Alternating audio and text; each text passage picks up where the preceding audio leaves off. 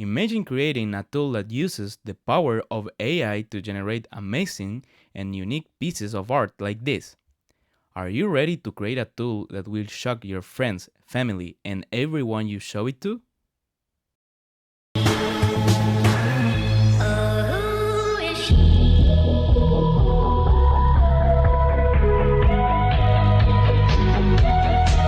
In this video tutorial, we will be showing you how to create an online tool using DALL-E. We will be demonstrating how to use DALL-E's capabilities to build a powerful and useful online tool. So grab a notepad and let's get started on building your very own online tool with DALL-E. Before diving into this tutorial, in order to fully understand the content, we recommend that you watch our previous tutorial on how build an online tool with OpenAI GPT-3, because we will be using the exact same project structure that we created in the previous tutorial. With that being said, let's get started on building your own online tool with DALL-E. Okay, here we are.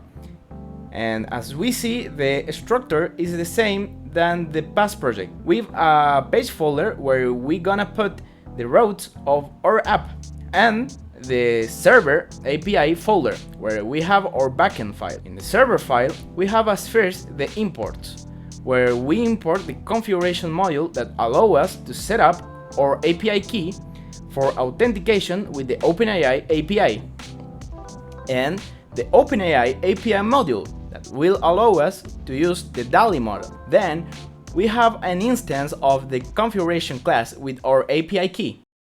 Then we are creating an instance of the OpenAI API class, passing in the configuration object that we just created. Then our event handler function that is triggered when the event is fired.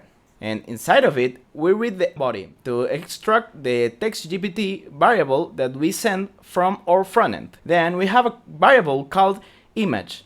And now we will use the OpenAI instance, and we will call the createImage method. Inside, we define three parameters. One, it will be the prompt that our image will be generated from. The second will be n, and there we will tell the amount of image we want to generate, and in this case, we want only one image to be generated. And the size of the image. You only can generate it in 3 sizes. So we return in result image.data, where there is an array of objects, where we will have the URL of the image we generated. Now I will show you how the frontend will be. It will be the same as the one from the past tutorial, but this time we will add a EMG tag, and in this src we will print the URL of the image we generated.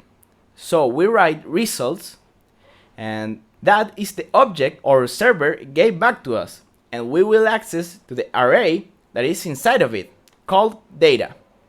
As we generated only one image, we want to access to the first and only result, so we give the index 0. So in case you cloned the repository, you open the terminal with Ctrl+J and type yarn to install all the necessary dependencies. And now we can make yarn dev and try it out.